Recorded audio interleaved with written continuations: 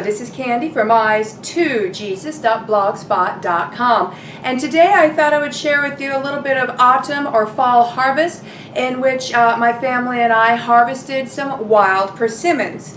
Now you'll have to look up, maybe you can Google or whatever and look up if wild persimmons grow in your area or not. Where I live, we have all sorts of nice wild fruits and seeds and nuts and all sorts of good things that grow. And one of those things are persimmons. And wild persimmons are generally best to be harvested or foraged after the first frost. So this past weekend we had our first frost, so we went out the very next day and harvested some persimmons. So in this video I am going to show you a little bit on how to identify a persimmon tree. It is a delicious sweet fruit, and how we processed it and what we did with the fruit. A note, persimmons, if they are not ripe enough and you eat one when it is underripe, it will be extraordinarily mouth-drying, astringent, and that is due because unripe persimmons have a high tannic acid content. So you want to make sure your persimmons are ripe before you use them. And at least the type of wild persimmons in my area, I live in Oklahoma, is when they're kind of orangish colored, they're still not ripe and ready yet.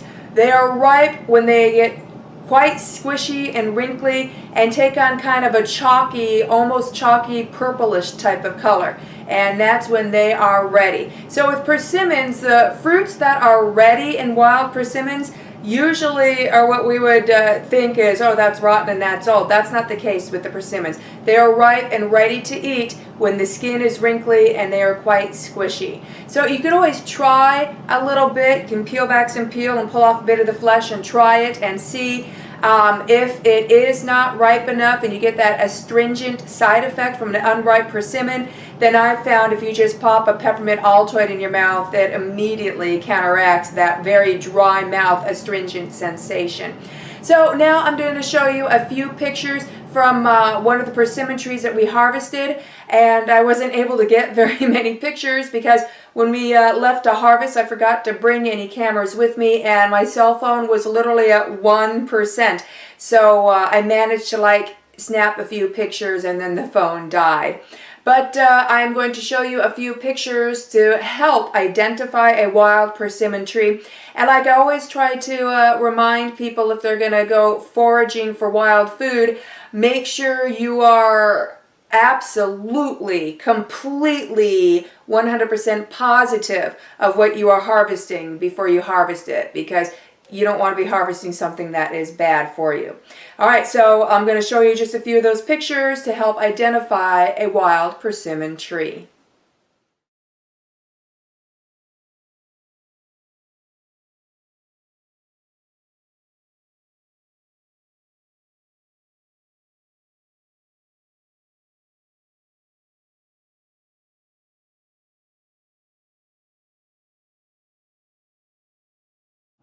So hopefully those pictures gave you a little bit of an idea on how to identify wild persimmon trees.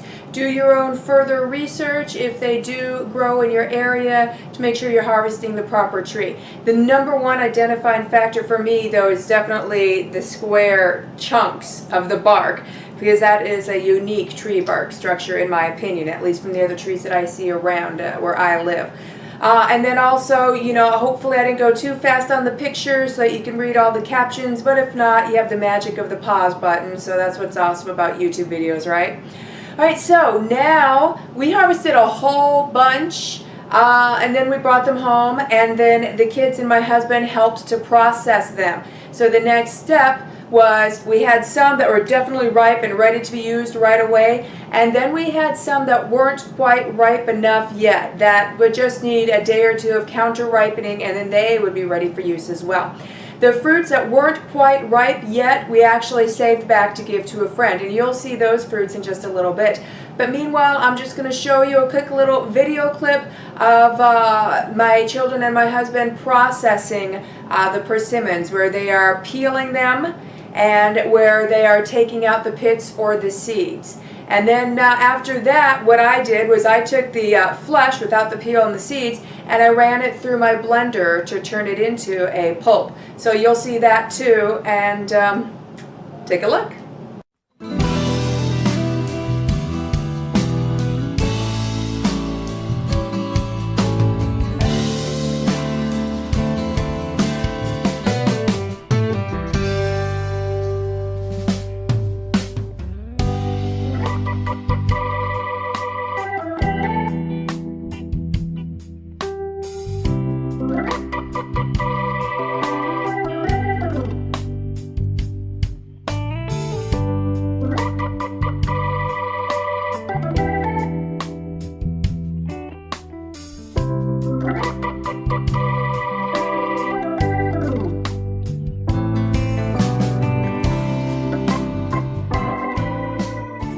So as you saw, we just processed the persimmons, meaning we cleaned them, took up the skin, removed the little pits or seeds, and then we took the fruit's flesh and I ran it through my blender to make it to like a fruit pulp.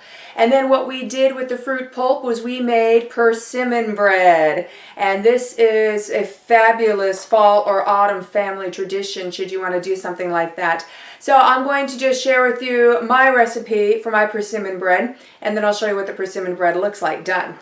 All right, so in order to make 2 loaves, this is a 2-loaf recipe, you need 1 cup of persimmon pulp. If you have more than that, feel free to double the recipe, or you can take your extra persimmon pulp and pop it into the freezer until the next time you want to make some more persimmon bread or something else with persimmon pulp in it.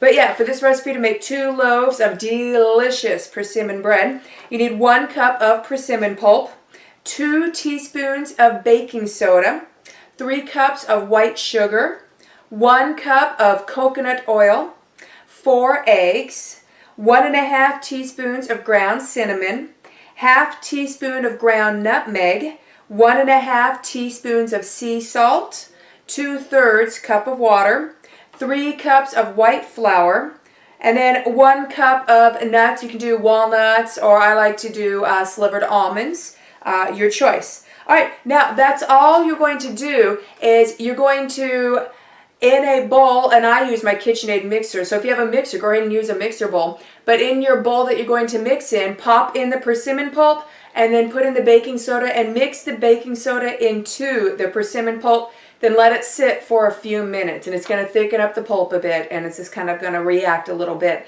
And then after that, just plop in the rest of the ingredients I just listed off to you.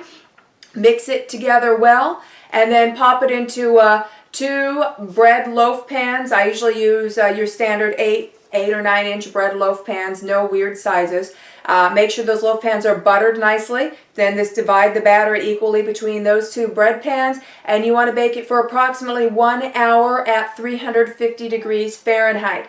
So start checking it for doneness at about 50 minutes, and it might end up having to go longer or come out sooner. You know, ovens vary. Mine this time took about 65 minutes, and then mine was done perfect. So now, to conclude this video, I'm going to show you a picture of what the persimmon bread looks like. And you're going to notice it is a darker brown color. It does not look like banana bread. Yet there is no brown sugar and there is no molasses. It's just that persimmon bread takes on a darker brown color, and it is an extremely delicious bread. So I hope you get a chance to give this a try. And here is that picture of that persimmon bread.